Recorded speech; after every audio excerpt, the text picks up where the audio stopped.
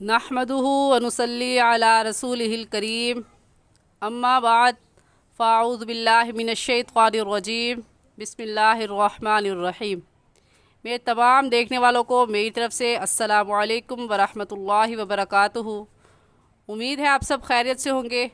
दुआ है कि अल्लाह जल्ला शानुहु आपकी तरफ बढ़ने वाले हर शर को खैर में बदल दे। आमीन सुम्मा आमीन। आज के सबक में हम सूरतुत तकासुर पढ़ेंगे। आपसे गुजारिश है कि आप इस तिलावत को सुने, बार बार सुने और इसको सुनकर अपनी तजवीद की गलतियों को दुरुस्त करें। खुदारा कामों की वजह से सुस्ती करके इस तजवीद को नज़रअंदाज ना करें, क्योंकि कुरान पाक का ताल्लुक़ हर चीज़ के साथ है।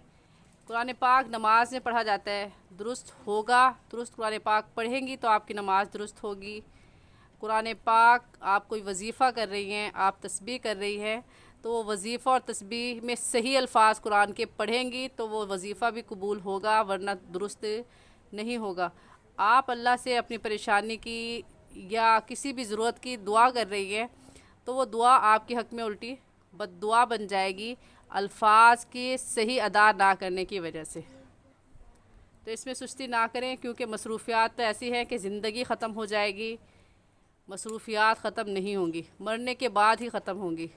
तो इन मसरूफ़ियात में से कुछ टाइम अपने लिए निकाल लें और इसको सुने, बार बार सुने और सुनकर अपनी तजवीद को दुरुस्त करें, ताकि ये कुरान पाक कल हमारे लिए ज़रिए निजात बन जाए। पढ़ना शुरू करते हैं। अऊज़ु बिल्लाहि मिनश्शैतानिर्रजीम। सूरतुत तकासुर मक्किय्यतुम बिस्मिल्लाहिर्रहमानिर्रहीम। तजवीद को सही करने का तरीका ये है कि आप आहिस्ता आहिस्ता पढ़ें और एक एक लफ्ज़ के मखारिज को अपने दिलो दिमाग में रखें और उसके मुताबिक लफ्ज़ों की अदायगी करें। मखारिज जिस जगह से हर्फ अदा होता है, निकलता है, उसे मखारिज कहते हैं। और ये हरूफ कहाँ से निकलते हैं, इनके मखरज क्या है, इसकी मुकम्मल तफसील नूरानी कायदे की पहली तख्ती में मैं आपको बता चुकी हूँ।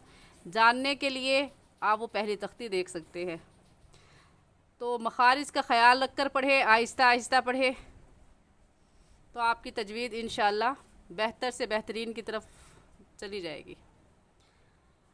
अल्हाकुमुत तकासुर हत्ता ज़ुरतुमुल मक़ाबिर कल्ला सौफ़ तअलमून सुम्मा कल्ला सौफ़ तअलमून। तअलमून मैंने मिलाकर पढ़ा, क्योंकि ये जो गोल दायरा है इसके ऊपर लाम अलिफ ला आ जाए तो उसका मतलब ये होता है कि आपकी मर्ज़ी है, चाहे आप यहाँ पर वक्फ़ कर लें या मिलाकर पढ़ लें। अब आपको जैसे आसानी हो, इतनी लंबी आयत नहीं पढ़ी जाती तो यहाँ पर तालमून पर वक्फ़ कर लें, और अगर पढ़ी जाती है तो मिलाकर पढ़ लें।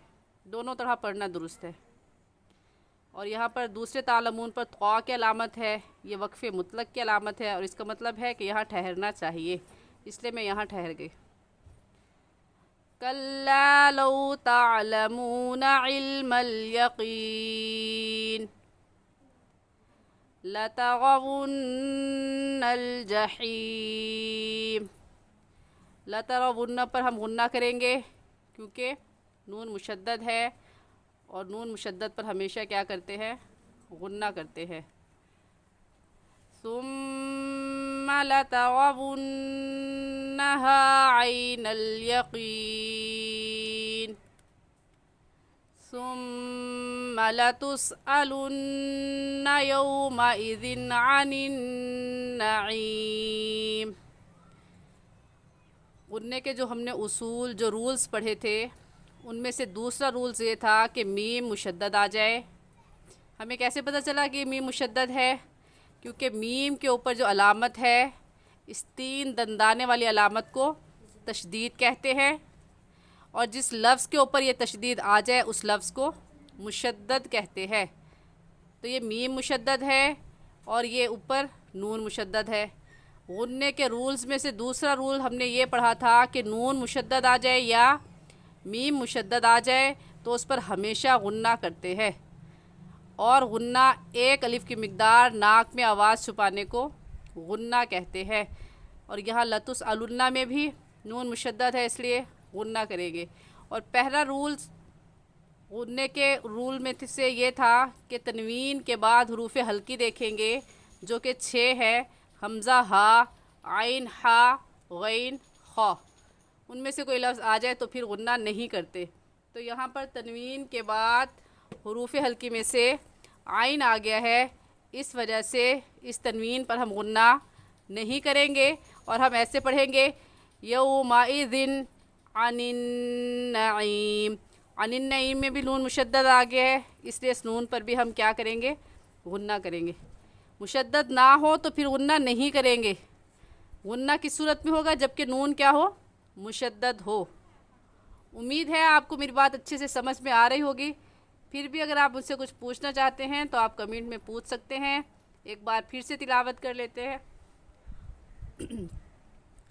اعوذ باللہ من الشیطان الرجیم۔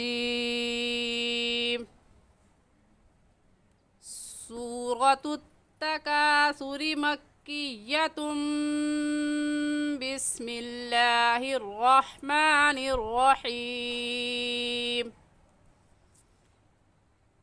الہاکم التکاثر حتی زرتم المقابر۔ مخارج اسے کہتے ہیں کہ ہم الہاکم میں ہا کی جگہ ہا اور ہا کی جگہ ہا نہیں نکالیں گے۔ حتی میں بھی حلق کے درمیان سے ہا نکلتی ہے تو اس کو حلق کے درمیان سے نکال کر پڑھیں گے۔ زرتم میں زا ہے اور زا سختی سے پڑھنے والے حروف میں سے ہے تو اسے سختی سے پڑھیں گے، اور ایسے کہیں گے حتی زرتم المقابر۔ قاف کو موٹا کر کے پڑھیں گے، اور موٹا کرنے کا طریقہ کہ آپ کے دونوں ہونٹ گول ہو جائیں۔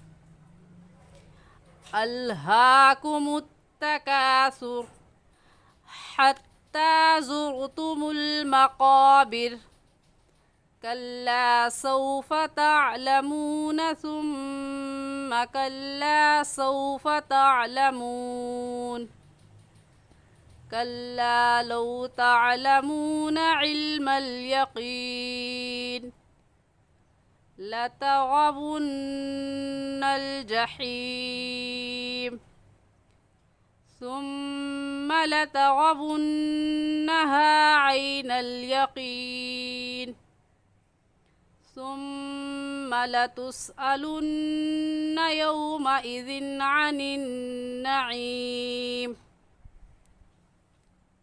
آج کے لیے اتنا ہی۔ السلام علیکم ورحمۃ اللہ وبرکاتہ۔